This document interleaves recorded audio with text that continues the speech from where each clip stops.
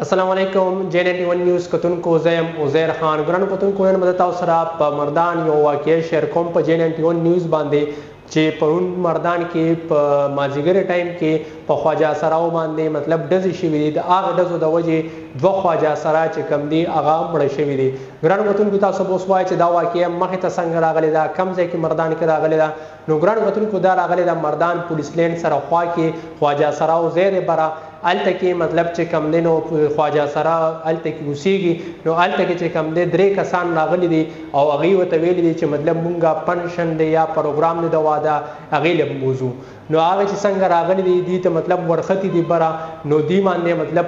ویل کېږي دا کومه چې د مردان خواجه سراو مشره ده هغې خپل پیغام میډیا سره چې کم جاري کړی دی هغه وایي چې مطلب دې سره توره وه اسلحه ورسره وه او په توره او په اسلحه باندې مطلب ګزارونه په دې خواجه سراو باندې کړي دي دا د انمول چې کوم خواجه سرا ده مردان هغې دا وینا کړې ده میډیا سره خبرې کړي دي او هغې دا ویلي دي چې مطلب دې دا درې کسانو روختل او مونږ ته ویل چې تاسو مونږ پروګرام له بوزو پنشن له بوزو چې څنګه دې خبرې اترې شوي دي نو دې کې چې کم دی نو دوه کسان خو مطلب یو په توره باندې وي ګزار کړی دی بل کسان چې کم دی سره اسلحه هم وه نو یې ډزې کړي چې ډزې کړي دي نو دا دوه کسان خواجه سرا چې کم دی په ځای مړه شوي دي او دریم چې کم دی هغه د باتروم کې پټ شوی دی هغه باتروم کې چې د کم پټ شوی دی هغه بچ شوی دی د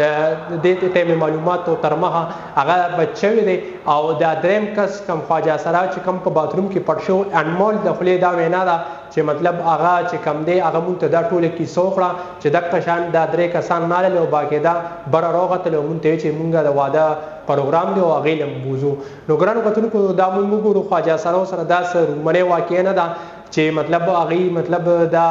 دینه مطلب ویښته کټ کېږي که مونږ وګورو دي د ضلعې نه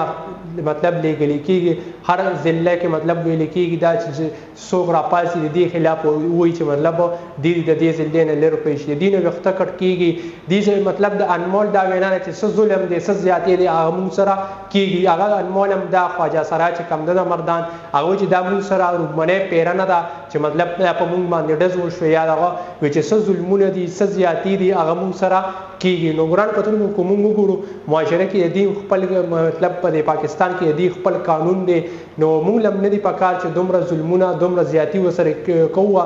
اوس د هغې خپل خواجه سرا دي خپل کار سره کار دی بس چې څه کوي خو ګرانو کتونکو زمونږ معاشره کې مطلب دا خواجه سرا ښه نه ګڼلی کېږي خلک ورته ډېر په بد نظر سره ګوري ډېر زیات ښکته لیول سره ورته ګوري اوس چې د مردان دا کومه واقعه راغلې ده دې کې پولیسو ورته هم دغه ورکړی دی یقین دهاني ورکړی دی چې انشاءالله غولې دا ملزمان به مونږ زر تر زره ګرفتار کړو او دا کم درې کسان چې راغلي دی ورته دا هم ویلي د انمول دا وینا ده چې هغې دا ورته هم ویلي چې مونږ به په مردان کې یو خواجه سرا هم نه پرېږدو د دې ټولو خلاف به مونږ کار کوو مطلب او دا اوس چې کم دي دوه کسان خواجه سرا پکې وفات شوي دي او دا یو چې انمول د خولې وینا ده میډیا سره خبرې اترې کړي دي چې هغې ویل چې دا یو د واشروم کې پټ شوو او هغه مونږ ته دا ټوله بیان وکړو چې مطلب داسې واقعه هم مخې ته راغلې ده هغې لا پولیسان هم راغلي چې کم د مردان پولیس دي هغې هم وله باقاعده راغلي و هغې وله یقین دهاني ورکړې ده چې انشاءالله مونږ به زر تر زره دې ملزمانو ته ورسو او ملزمان به مونږه ګرفتار کړو نو ګرانو کتونکو دا د مردان واقعه مخې ته راغلې وه او هغه مې تاسو سره شیر کوله نو